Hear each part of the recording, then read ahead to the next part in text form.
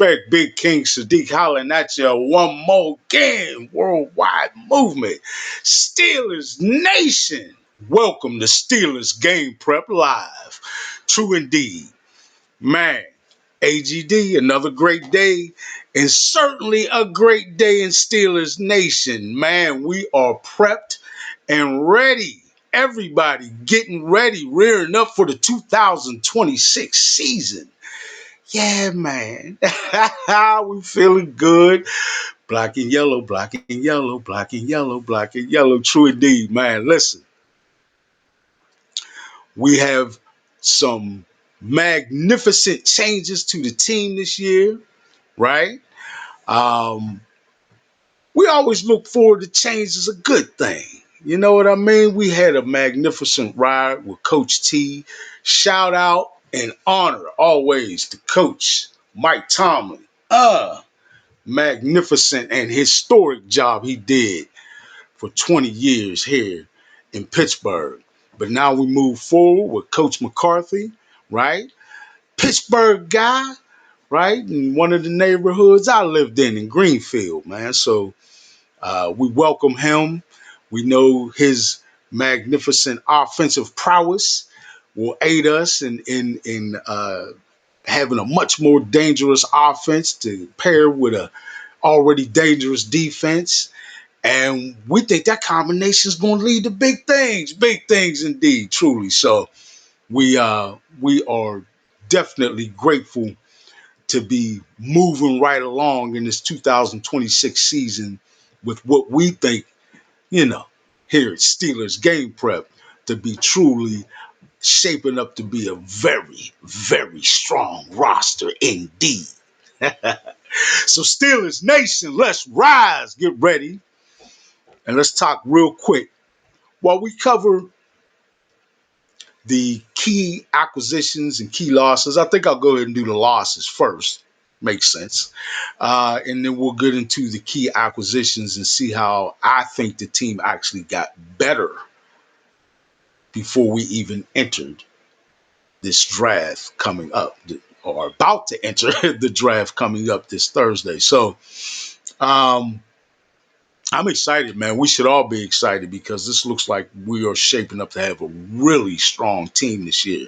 Y'all know they're going to hate on us. Listen, anybody who's been paying attention to the quote unquote pundits, the national voices that for some reason have forecasted this doom and gloom. Oh, the Steelers uh, uh, don't have any direction. They have no idea what they're doing at quarterback, and they also don't really have all that strong of a roster. The team's full of holes. Um, I've heard people say things like, even if it's another quarterback, the roster's so weak they can't really lure a top veteran quarterback anyway because there's so many holes in the roster. I mean, there's always every single year, especially right around this time, the Steelers haters come out of the woodwork talking stuff, right? Because they could do that in the offseason. They could talk stuff when we can't meet them on the field, right? When we ain't cracking them pads, you know what I'm saying? But what happens? Look at the past two seasons in particular. Most pundits, right? Most of the talking heads around the league had the Pittsburgh Steelers finishing last, dead last in the AFC North Division, right? They had us certainly, they thought there was no way in the world we could possibly keep up with the mighty Lamar Jackson and the Baltimore Ravens, right? And King Henry, and they just had this looming offensive beast that we had no way we could possibly keep up with. And exactly what did happen last year in particular. First of all, the year before that, again, they predicted us last in the division. We came in second place in the division. Last year, They predicted us last in the division again. And exactly what happened? Well, first of all, we beat Baltimore twice last year, folks. Yes, we shut out the Baltimore Ravens in their vaunted offense. And we won the division, man. I'm still laughing about that. I'm still tickled pink about that one, right? As they say. I don't know about the pink part, but anyway, um, it's hilarious. Every year there's this doom. Oh, the Pittsburgh. I mean, they let them tell it. The Roonies and the front office have no plan, no vision for what they want to do with the team, and we're so stuck in the past, and our team is put together in such a backward, archaic way, and this and that and that and this, right? And again, the disrespectful predictions of being the cellar dwellers in the division. And what do? We turn around and win the division, man. You gotta let them know. Listen, hey, y'all wanted to do the predictions. If the prediction turns out to look ridiculous, right, at the end of the season, you know what I'm saying? Then you just got to deal with that. National talking heads, and how do they deal with it? You think they'd learn a little bit, maybe? Nope, nope, nope. Just like my man Charlie Murphy was saying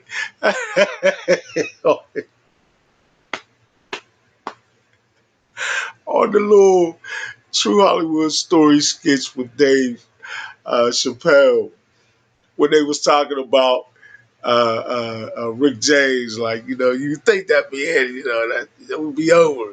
Wrong. Nope. You know what I'm saying? They don't learn.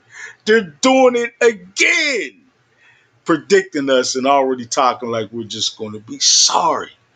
The Pittsburgh Steelers. Well, I'm not a player and owner or anything that would give me the honor of saying that I'm a we with the Pittsburgh Steelers, but I am part of Steelers Nation. It is the fan base that is so incredibly supportive of the team and certainly gives them a lift in key moments. So they definitely count, not to mention the effect on opposing teams and just the strength of Steelers Nation. You can't count us out. So yeah, it's we, and the Steelers are going to have, I predict, a strong season yet again, especially looking at this roster that we're about to dive into right about now, right? So without further ado, let's go ahead and jump into what the Pittsburgh Steelers have going into the 2026 draft, the NFL draft, which is being held in Pittsburgh, Pennsylvania, for the first time since I believe like 1943 or something like that, something crazy. Um, so for just about all of us, you might as well say for the first time in our lifetimes, right? We got the NFL draft right here in the city of Pittsburgh. And we look forward to what we already see and are excited about is this Pittsburgh Steelers team. So let's talk about it a little bit. We did lose some folks, as you do every year. You're going to lose some players, and some of them were good players, right? Isaac Seumalo, good offensive lineman. Lost him. He went to the Arizona Cardinals on a free agent deal. That was the end of his contract last year, I believe. And yeah, because he wasn't traded. um, Kenneth Gainwell, Kenny G balled out for us last year. I'm giving Kenny G a shout out. It was 1 year, but you came and did your thing, brother. So we definitely give Kenneth Gainwell a nod and much success to him in Tampa Bay. Now plays for the Buccaneers. So um, We don't hate here on Steelers game prep. Not at all. We definitely give our due to good players, and we wish both him and Isaac Sayamalu, who went to the Cardinals, we would want both of them to have continued success, right? Also, another player we certainly want to have continued success, Miles Killebrew. Um, Went to, I believe, was it the Cardinals as well? No, I'm not sure. I have to check again exactly where Miles went. Um, but to the Lions, or no? Was that just Chuck Clark? We'll see. But at any rate, wherever he landed, the fact of the matter is, I want to give acknowledgement and shout out to Miles Killebrew because he hustled and worked hard, right, for the Pittsburgh Steelers and made some big time plays whenever he had the chance, which was on limited opportunities. He made the most of them. So definitely success to Miles Killebrew. Um, and hopefully he gets to start at safety, right? We know that likely Isaac said Malo will get to start at guard, and hopefully Kenneth Gainwell get a starting nod at running back for the Buccaneers, or at least get a lot of playing time and a nice contract and the whole nine. So, we again, success to those guys. We lost another Pittsburgh Steeler who a lot of us really liked, myself included, the ultra fast Calvin Austin III, right? A lot of people talk about his limitations and being a smaller receiver and things of that nature. But I saw Calvin make some big hearted plays quite a few times. So, and definitely showed that to me that he could be a dangerous receiver if used properly in an offense. And I think we just might see that happen. So much success to him as he ventures and takes his career on further in New York with the New York Giants. So, well wishes for my man Calvin Austin, and also another guy who was a Steelers fixture by this point in his career. A uh, Steelers family tie there with him and his big brother Cam Hayward, both playing together. That was probably a really good feeling to play with your brother on the football team. Connor Hayward is now a member of the Las Vegas Raiders. So, we'll see how things go with him. We certainly want him to go very well. And he may get some starting nods at tight end. You never know, but he was a very hard worker and a guy who filled a number of roles on the offense and definitely did a good job and worked very hard. We got the best outlook for him and want his career to take off and do nothing but get better. So uh, good things for Connor Hayward. And another guy who really came back to the Steelers, actually, and really last year, James Pierre shocked us all with some great cornerback play. And that earned him a nice free agent deal. I think he went um, to the Lions. I keep wanting to say the Lions. It's either him or Chuck Clark, who's the other guy I'm going to mention, the safety who we had last year, played well. Um, and we want the best for him going forward as well. All right. All of those guys, man, we appreciate your work. We appreciate you being here. And you were all Steelers and did a great job at it in my estimation. So I want nothing but the best for all of you as you continue your careers forward. But of course, with those losses, we're going to have some holes that we'd like to fill or like to have seen filled in the free agency period, and we think we did that to a large degree, and certainly even got better in some ways as we now pivot a little bit here for you, right, and talk about the key acquisitions the Pittsburgh Steelers made in 2026, right? Um, First of all, wide receiver Michael Pittman. Man, this guy was incredibly productive in his time with the Indianapolis Colts. Was the number two wide receiver there who was arguably 1A, right, with them and played like that. I mean, we're talking about a very, very sure-handed receiver and a very good runner as well. So, a big time receiver overall, without question. So the Steelers picking him up to now be on the other side of DK Metcalf was a power move without question. I don't care who doesn't want to recognize it. It was something we were lacking all of last year that we now have, right? Excellent move there. Um, The starting cornerback from last year is gone as well. And the cornerback room in general, the defensive back room in general looks a lot different. But getting into our key acquisition there, man, and by the way, just to finish up with Michael Pittman, he did come to us, of course, via trade with the Indianapolis Colts, and they gave him a 3-year extension at $59 million in that 3-year extension, just short of $20 million.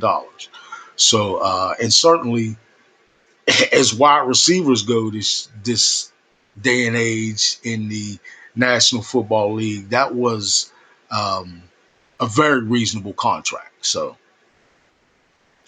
that went well. Now, the next guy we're moving on to, um, as we started talking about the defensive back room, this guy for 2026 was, by all accounts, the absolute best player available in free agency at his position, which was cornerback Jamel Dean from the Tampa Bay Buccaneers. Played very well last year. And I believe before that, the year before that as well, played at an extremely high level, and again has been regarded as the pretty much number one uh, cornerback available in free agency this year. And the Steelers uh, didn't hesitate, and they signed him, right, to uh, let's see, a 3-year, $36.75 million contract looks like. For 3 years. 36.75 million dollars was the deal that Jamel Dean signed with the Pittsburgh Steelers, formerly of the Tampa Bay Buccaneers. Top notch cornerback to go on the other side of Joey Porter Jr. Man, you got essentially they're lining up with two shutdown corners um, hitting the field, and that's big. That is really big for your defense. All right, moving into the next guy who's literally big for the defense, right? My man, defensive tackle, and certainly in the Steelers 3-4 scheme, nose guard, big brother Sebastian Joseph Day, right? Um, Coming, I believe, from the Chargers. Um, Sebastian Joseph Day was their main run stuffer and was good at it. Also applied a little bit of pressure via rushing the quarterback, maybe not a tremendous amount, but was more than adequate there. But excelled at eating up those double teams and gumming things up to shut down the run game. Exactly what the Steelers needed, and they got it. Exactly what they needed. Because why? The past 2 seasons, we've been hemorrhaging rush yards to other teams when they really made up their mind to run against us. They could, and that must stop. big brother Sebastian Joseph Day is a huge step, in my opinion and estimation, in the direction of accomplishing that, shutting that run down, right? We shut them down, shut them down, shut them down, as Public Enemy would say, right? From back in the day, we shutting them down. All right, moving right along into the next player. This guy is a safety. Uh, um, Jaquan Brisker, I believe, from the Chicago Bears. Regarded his reputation from what I saw, he is regarded as a safety who has some limitations in coverage, but is a real tough run stopping safety, and in general is a thumper. Whether it's cracking receivers, daring to catch a ball across the middle, or tight ends for that matter, daring to catch the ball across the middle. Any player, running back, whatever, he's gonna hit you, man. He's gonna hit you hard. So we welcome that addition as well. And in the running back position, we flip it over to off. Well, no, before I do that, let me finish up with saying we did end up getting another safety. Um, I forget exactly where Mr. Darnell Savage hails from previously last year, but if nothing else, as a safety, veteran safety, signing a 1 year deal for only $1.5 million. If nothing else, he's a good insurance policy, so to speak, safety net or depth piece, probably more accurate term as to his role on the Pittsburgh Steelers. Mr. Darnell Savage, welcome to the team, man. True indeed. And another big welcome to the team. First of all, certainly for all those previous guys I mentioned, Michael Pittman, Jamel Dean, Sebastian Joseph Day, welcome, all y'all. Jaquan Brisker, and now I'm going to mention Rico Dowdle. All right. I'm a little excited about this because I watched the guy play several times and he runs with some serious authority. And I like that. He's a big back, right? Think about the size of a Najee Harris type back, right? Certainly a big back with a bruising running style, is an interior runner primarily, but has, around enough game to him that he can break a couple out to the edges if you need him to do that. But certainly a very powerful interior runner, and again is a big back. Last year, um, with the Dallas Cowboys, had a 1,000 plus yard season, right? So we're not talking about a non-productive back at all. Um, we're talking about a productive back, quite contrary. Uh, and I'm excited for the Pittsburgh Steelers to have a power back again, um, to go alongside and to complement brother Warren, right? In the backfield, number 30 had showed some electrifying sparks last year on the field, and we look for him to do the same thing in this double-headed running back room with our power back now, Enrico Dowdle, uh, giving us the very difficult yards that you got to have somebody physical to power in there for. We got my man Rico Dowdle to do that, and appreciate him being here on the Steelers. Welcome. And he signed a 2 year contract, by the way, $12.25 million, right? He came to us again from Dallas.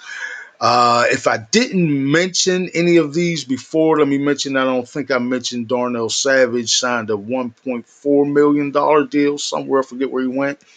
Jaquan Brisker signed a 1 year, $5.5 million deal. Again, being that key depth piece in the safety room.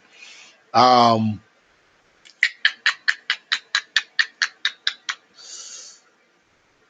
Sebastian Joseph Day, right, from the Chargers, that very key and instrumental defensive tackle we now have, the Pittsburgh Steelers have, was signed by the Pittsburgh Steelers to a 2-year, $11 million contract.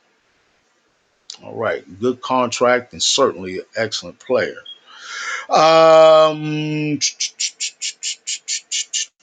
all right, that's what he signed for. I did tell you, I believe, if I'm not mistaken, that Jamel Dean signed a 3-year, $36.75 million deal. I think I did mention that, and a $59 million deal to wide receiver Michael Pittman.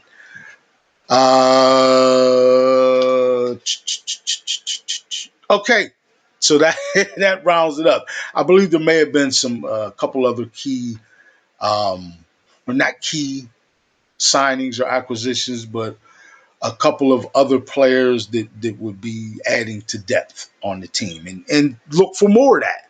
You want that to happen, um, and the Steelers certainly will be making sure they always have an adequately stacked roster, and this year being no different. But I say all that to say that ultimately, when you weigh the losses versus the additions, I gotta say, I feel like it was a positive outcome. Like they really upgraded in several areas here, and that's what you like to see going into a new season. They certainly addressed the players they lost. They addressed some limitations that they had in the previous season, both on offense and defense. So I mean, how could you possibly say the Steelers weren't actually hitting it out of the park with this year's uh, class or group, should I say, of key acquisitions uh, at the departure of some key losses, right? Overall, again, in the process, we came up, man. True indeed. True indeed. So I'm quite optimistic going forward into the season, and right in just about 2 more days, uh, um, very excited for the NFL draft starting this Thursday. From where's that being held at again? That's right, Pittsburgh, Pennsylvania, man. Steel City. We got the draft, and we're excited about it. Steelers Nation.